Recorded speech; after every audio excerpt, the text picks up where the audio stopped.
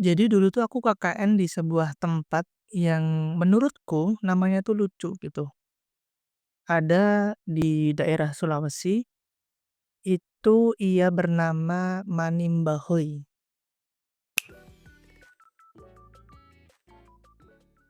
Jadi alasan pertama kenapa aku milih KKN di situ adalah karena namanya, unik aja gitu. Ada sebuah atau ada 2 huruf vokal dalam satu kata yang sama, satu daerah gitu, Manimbahoy.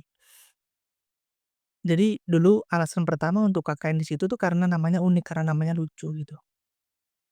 Nah untuk tempatnya, itu tuh agak kalau KKN kan kadang ada yang di kota, ada yang di pinggiran kota, ada yang di desa, ke desa lagi, terus ke desa lagi gitu, pokoknya jauh gitu. Nah di Manimbahoy ini, akses untuk ke sana setahuku atau yang sering kali kita pakai, aku sama teman-teman pakai itu adalah, jadi kita keluar dari jalur utama. Kita belok ke kanan, belok ke kanan itu bukan jalanan yang umum lagi, itu udah jalanan desa gitu. Kita, terus pertama tempatnya itu tinggi, agak tinggi, karena memang dingin di sana. Jadi kita naik dulu, naik lewat jalan utama, terus ada belokan ke kanan. Nah itu belokannya itu bukan yang kemudian landai gitu, belokannya itu tuh agak turun gitu. Jadi belok kanan terus langsung turun gitu dan, eee, jalannya itu nggak sebagus di jalan utama, yang pertama. Yang kedua, penerangannya itu tipis, kayak hampir nggak ada kayaknya. Makanya kalau malam-malam lewat situ atau malam-malam ada kebutuhan keluar gitu atau pulang lagi ke kampus, ambil apa gitu, atau balik dari kampus atau balik dari mana, itu agak nyeremin karena yang sebelah kiri itu tebing, yang sebelah kanan itu langsung turun masuk ke bawah gitu. Terus naik turun biasalah jalanan di perbukitan kayak gimana. Terus ada waktu di mana kita tuh ngelewatin sungai yang gede banget. Ada sungai yang panjang, bukan panjang, apa, lebar lebar. Ada sungai yang lebar, tapi airnya tuh cuma di tengah. Terus jembatannya tuh bukan jembatan yang di atas gitu. Jembatan untuk nyebrangin sungai itu tuh turun ke bawah, jadi ngelewatin sungainya gitu, turun ke bawah, baru ada jembatan, baru naik gitu.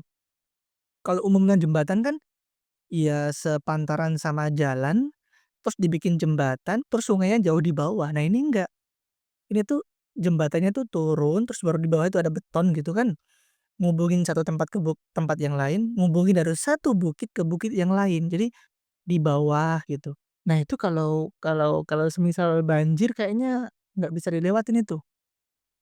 Nah ngelewatin itu kan, nah itu tuh emang emang sungainya itu emang buat buat kayaknya buat ngambil pasir atau apa gitulah.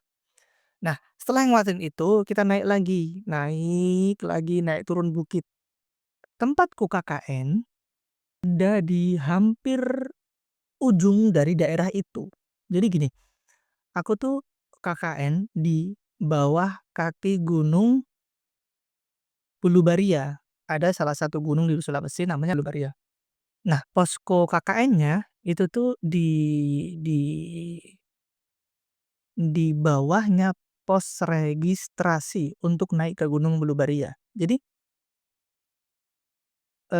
emang hampir di ujung, emang di atasnya tuh masih ada beberapa rumah lagi, tapi udah jarang-jarang gitulah. Nah, di pos untuk nginep teman-teman KKN itu tuh, kalau kita keluar dari rumah, terus tengok ke kiri, udah pos registrasi untuk naik ke Gunung Bulubaria. Nah, kapan-kapan aku mau ceritain, gimana, pengalaman naik ke gunung tersebut, tapi yang sekarang nanti dulu lah.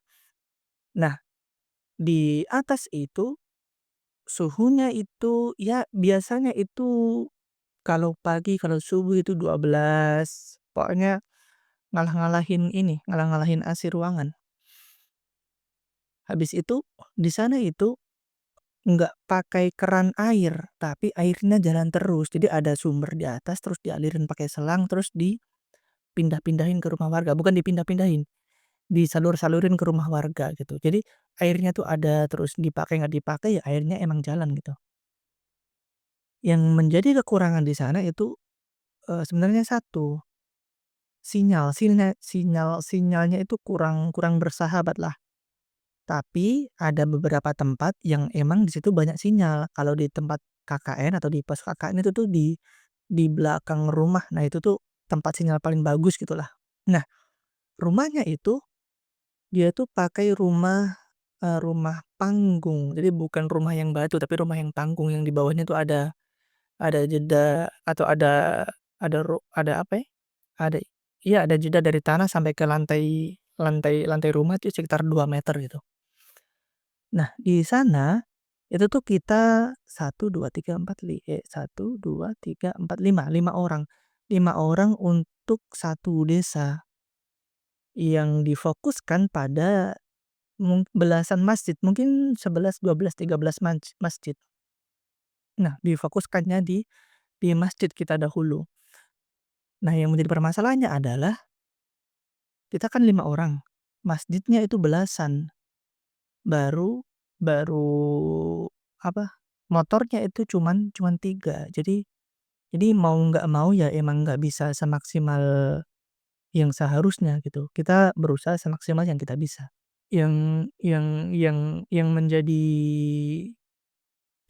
apa ya, eee, ada perasaan yang kayaknya, bisa gitu atau kayaknya tuh pengen ke sana lagi gitu. Jadi ada rasa rindu apa apa segala macam untuk kembali ke sana, tapi emang belum waktunya aja gitu. Karena apa?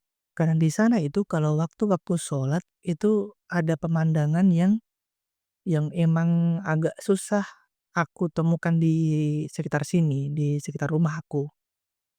Jadi di sana itu tuh kalau kalau udah gelap, lampu-lampu udah pada nyala, matahari udah hilang itu kan kayak sholat-sholat subuh, sholat maghrib, sholat isya itu tuh ibu-ibu yang di sana berangkat ke masjid, tapi ada tapinya. Kalau berangkat ke masjid kan banyak.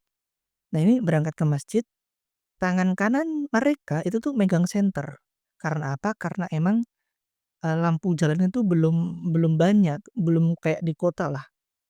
Tangan kanan megang senter, tangan kiri mereka ngegandeng, anaknya. Jadi anaknya tuh diajak ke masjid gitu.